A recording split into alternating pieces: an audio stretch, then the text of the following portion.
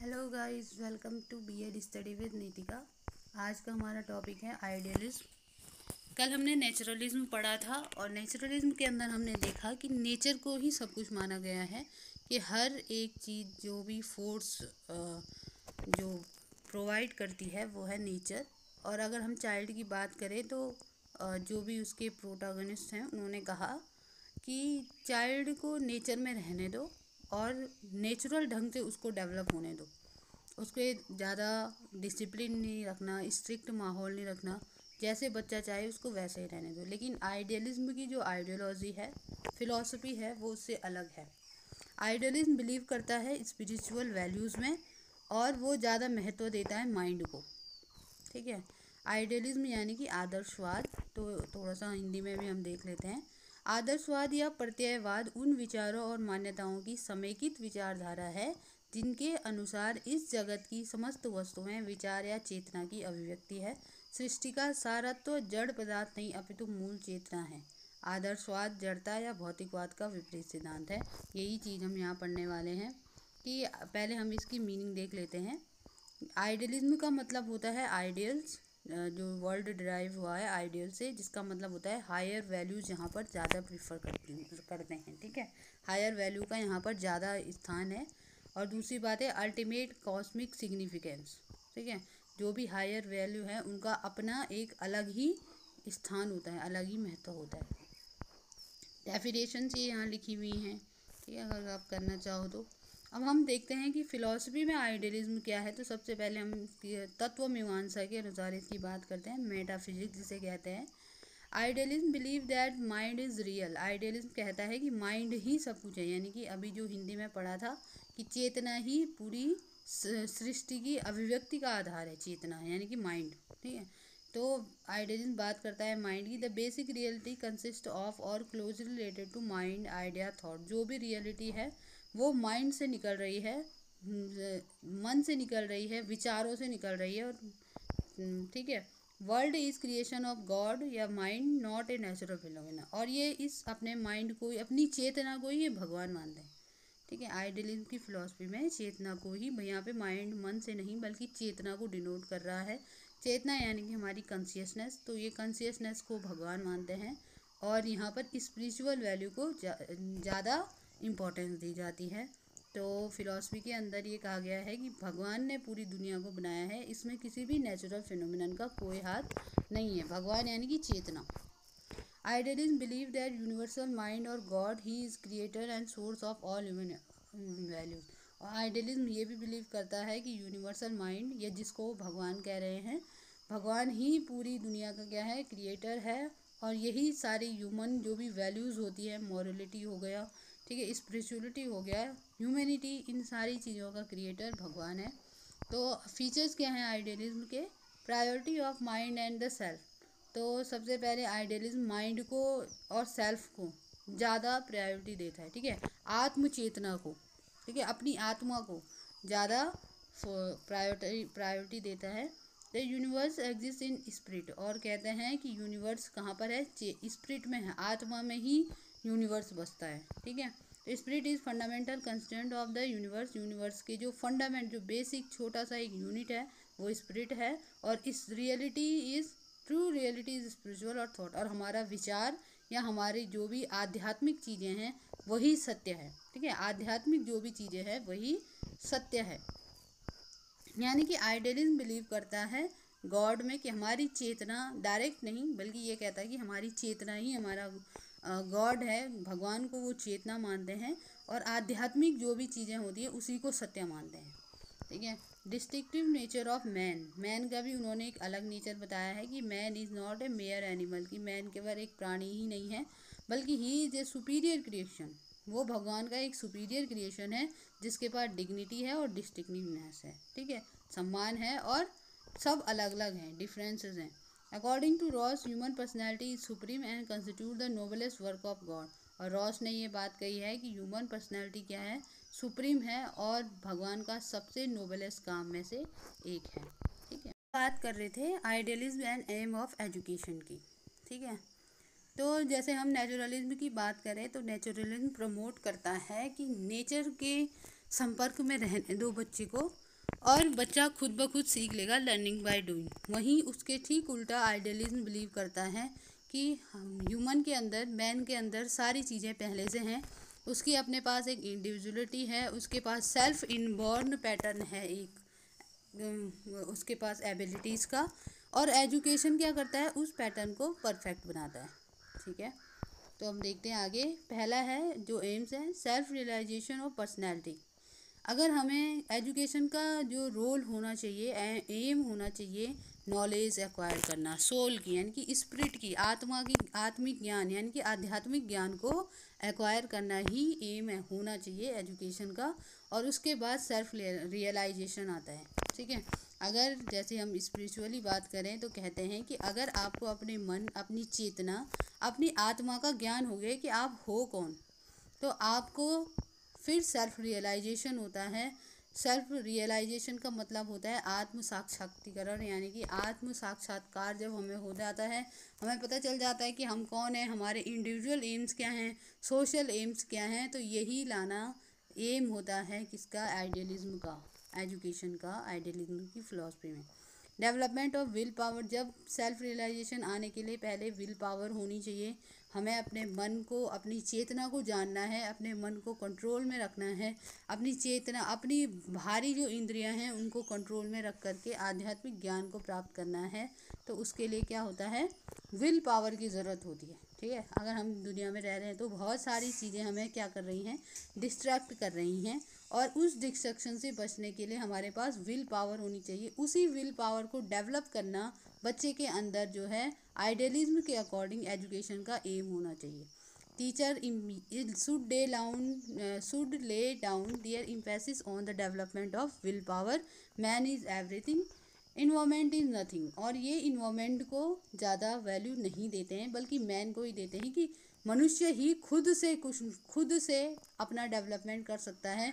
मनुष्य के अंदर चेतना है और मनुष्य को उसी चेतना को जानना है। ये इन्वायरमेंट पे ज़्यादा जोर नहीं देते हैं।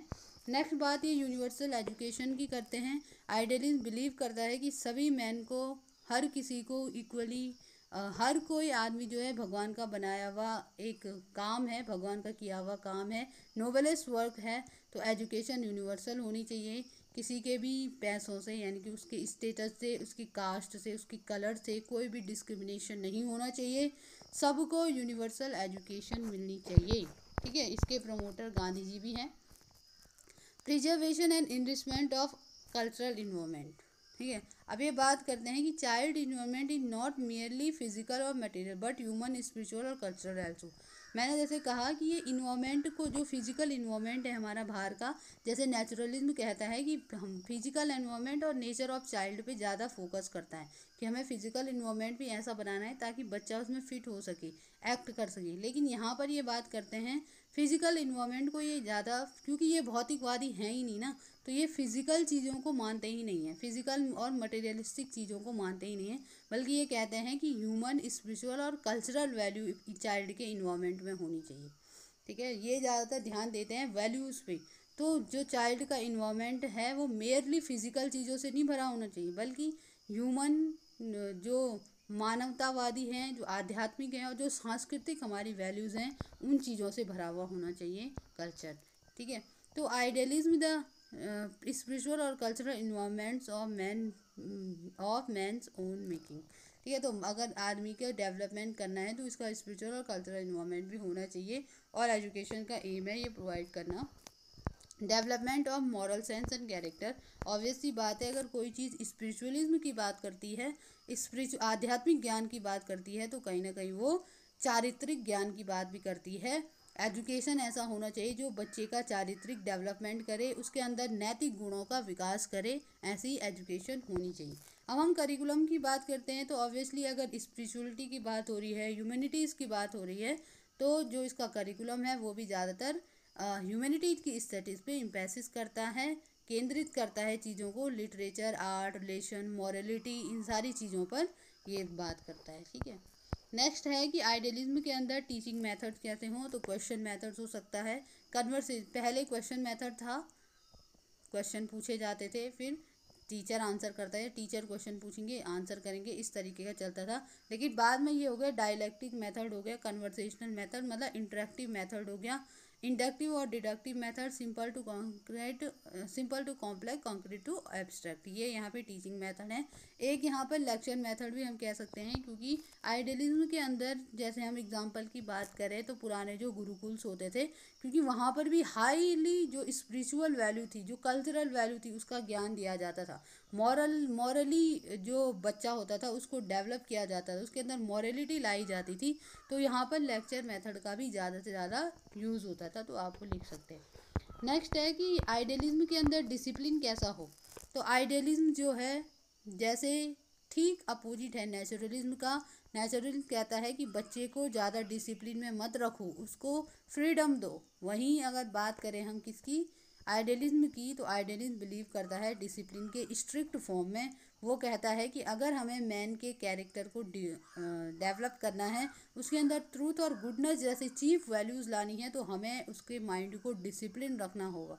और ये बात हम देखते भी, जैसे हम साधना की बात करते हैं एग्जाम्पल के लिए, ठीक है, आइडियलिज्म के अंदर नहीं की गई है साधना की बात, मैं एग्जाम्पल दे रही हूँ कि अगर हम साधना की बात करते हैं तो वहाँ पर भी हमें अपने मन को एकाग्र करना पड़ता है, खुद को हाईली डिसिप्लिन्ड बनाना पड़ता है, तब जा कर के हम अपने मन को एकाग्र करके अपनी आत्मा से साक्षात्कार करते हैं, सेल्फ रियलाइजेशन करते हैं।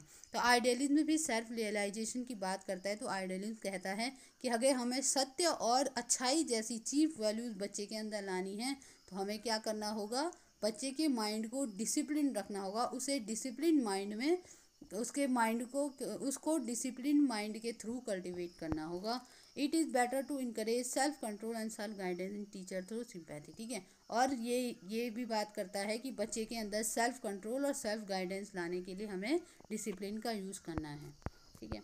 नेक्स्ट बात आती है कि आइडियलिज्म के अंदर टीचर कैसे। ऑब्वियसली अगर आइडियलिज्म जो है हाईली डिसिप्लिन यानी कि स्ट्रिक्ट फॉर्म ऑफ डिसिप्लिन को प्रमोट करता है, तो टीचर का प्लेस यहाँ पर हाई है, क्योंकि ये डिसिप्लिन प्रमोट कौन करेगा, हाईली टीचर ही तो करेंगे। तो जैसे कि हमने नेचुरलिज्म में डिफरेंस भी बीच बीच में बता रही हूँ ताकि आप लोग कंफ्यूज ना हो। तो जैसे हम नेचुरलिज्म की अगर बात करते हैं तो वहाँ पे टीचर को केवल ऑब्जर्वर और गाइड के रूप में देखा गया है, जबकि आइडियलिज्म में टीचर का स्थान बहुत हाई है। और हम पुराने गुरुकुल की यहाँ पे फिर से एग्जांपल दें तो वहाँ पर गुरु शिष्य एक परंपरा होती थी, गुरु को हमेशा हाई स्थान दिया जाता था। आपने ये बहुत पौराणिक कहानियों में भी कथाओं में भी सुना है, और आप जानते भी हैं कि गुरुकुल में किस तरीके का सिस्टम होता था, ठीक है। तो यहाँ पर जो आइडियलिज्म है वो क्या करता है, गुरु के स्थान को हाई बनाता है। बच्चा जो है खुद में कंप्लीट नहीं है, बल्कि उसे परफेक्शन की ज़रूरत है, और वो परफेक्शन कौन लाएंगे, टीचर लाएंगे, गुरु लाएंगे। फ्रोबेल ने तो ये बात भी कही है कि स्कूल एक गार्डनर है और टीचर क्या है, एक कॉशियस गार्डनर, एक अलर्ट गार्डनर है, एक माली है और बच्चा प्लांट है। ये स्टेटमेंट आप लिख सकते हो कि फ्रोबेल के अकॉर्डिंग स्कूल एक गार्डन, स्कूल एक बगीचा है, टीचर वहाँ का बहुत ही ज़्यादा अलर्ट माली है, और जो शिष्य है, जो चाइल्ड है, वो क्या है, एक पौधे की तरह है। तो एक पौधा बिना किसी की हेल्प से उग सकता है, इसमें कोई डाउट नहीं है, लेकिन एक अच्छा माली उस पौधे को जो है उगता हुआ देखता है, ताकि उसके अंदर फाइनेस्ट पॉसिबल परफेक्शन आया जाए। देखिए माली का काम क्या होता है, माली ऐसा तो नहीं किसी पेड़ को उगा सकता है, वो क्या है, पेड़ को उगने में हेल्प करता है ताकि वो फाइनेस्ट पेड़ हो, उसको कोई नुकसान ना पहुँचे, ठीक है। एक पॉसिबल परफेक्शन लाने के लिए माली हेल्प करता है। तो वैसे ही रोल यहाँ पे टीचर को दिया गया है कि ये तो सिंपल बात है कि बच्चा खुद ग्रो करेगी, वो किस डायरेक्शन में ग्रो करेगा, कितने परफेक्शन के साथ ग्रो करेगा, ये है माली के हाथ में, यानी कि टीचर के हाथ में।